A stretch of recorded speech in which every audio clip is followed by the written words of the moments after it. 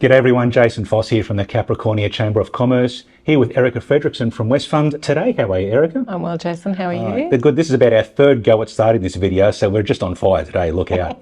Westfund's not your average healthcare fund though. Erica, tell me a bit of the story. Well, we've been around since 1953, member-owned, not-for-profit, and regionally based. So 70% of our members live in the regions, and very much about returning benefit to our members. There probably wouldn't be many regionally based ones, would there, I think? Maybe It'd be in the minority. Yeah.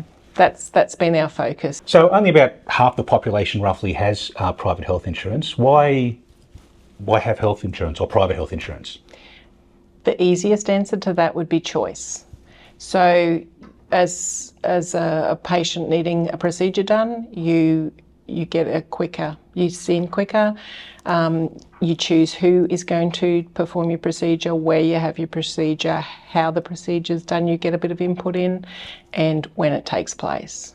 So that to me is better than sitting and waiting. Yes, on a waiting list. Because some of those wait lists can get a bit long, can't they? That's right, and there's been a lot of pressure on those wait lists. So we're coming up to the end of the financial year, which of course for most of us will mean tax time. So there are some private health insurance considerations around that, aren't there? Yes. There's tiers that people choose to put themselves into, and it doesn't matter if they get the wrong tier, they'll either pay tax or they'll get it back in tax, so it works out evenly at the end of the day. But for those that don't have private health insurance, everyone pays a Medicare levy, but those who don't have private health insurance will pay a Medicare levy surcharge. Yeah. And the way to avoid the Medicare levy surcharge is by having a hospital policy in place. They don't need the extras, they just need to have the hospital policy is the important point for that. Yep. And there's a lot of variations in hospital policies. So there's some people who choose just to have health insurance for different reasons. So, so you can get quite granular with that kind of stuff, can you? Yeah. Right, okay. Yeah, so it's important to take that out before the financial year commences so that they nip any surcharge in the bud. So we were chatting a little bit before we started this, and you rattled off like 3,000 other things to do with saving a bit of money on your health insurance or being a bit more effective with how you're organising it. So I think one of the things we spoke about was lifetime health cover loading. That was one of them, yep. Yeah, so for people that don't have private health insurance, the sooner they take it out, the reduce the loading, that it keeps increasing by 2% every year.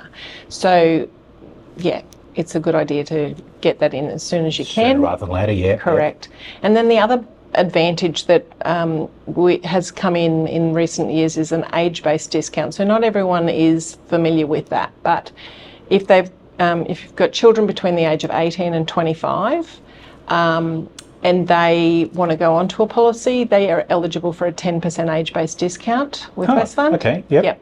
And then it reduces by 2% up to the age of 30, but that stays in place until they're 41, whatever age they enter health insurance at. That could add up to a fair bit. That's quite saving, isn't it? That's right. Yeah, okay. And then with their chamber benefit, they get that as well as their age-based discount. Yes, as well as, that's right, yeah. That's right. So, just in case you weren't aware, there is a special offer available to chamber members. So members and their staff? Yeah, so check the link around this video somewhere, above it or below it, wherever the description is, depending on where you watch it.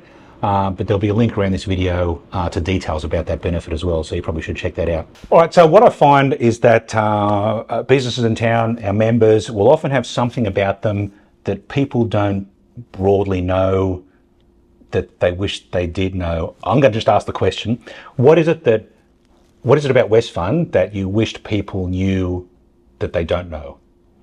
I think I got that out the right way. I suppose being the member-owned health fund, our aim is to make the best return we can for our members. Right, yeah, I guess that's opposed to a business that has shareholders. Their responsibility is to return the best return they can for their shareholders, I guess. Correct. So that's a key difference. That's something to keep in mind. Yep. So as well as that, we have a number of health and wellbeing programs that don't just have to be delivered face to face, and you know. I suppose that's, you know, because of your regional roots and your regional base, you know, you understand the distances Correct. involved. And yeah, so there's a number of programs that can be delivered both digitally and virtually. Okay. So yeah, I think that's a real win for some people in certain communities that don't have access. Yeah. Well, that's good. Thanks, Erica, for that. Don't forget, there will be a link above or below or around this video somewhere to get that member benefit on top of any other benefits that Erica mentioned earlier that you might be able to get your hands on. And let's face it, if you can save a few dollars, it's always worth doing. Thanks for joining us today, Erica. No problem, Jason. And we'll see you all in the next one. Hooray. Still got tape? Yep. Well, the phone's not out of memory yet, so we're all good. Still got tape.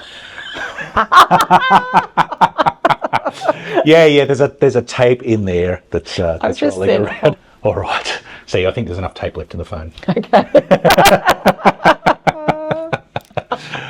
Oh dear.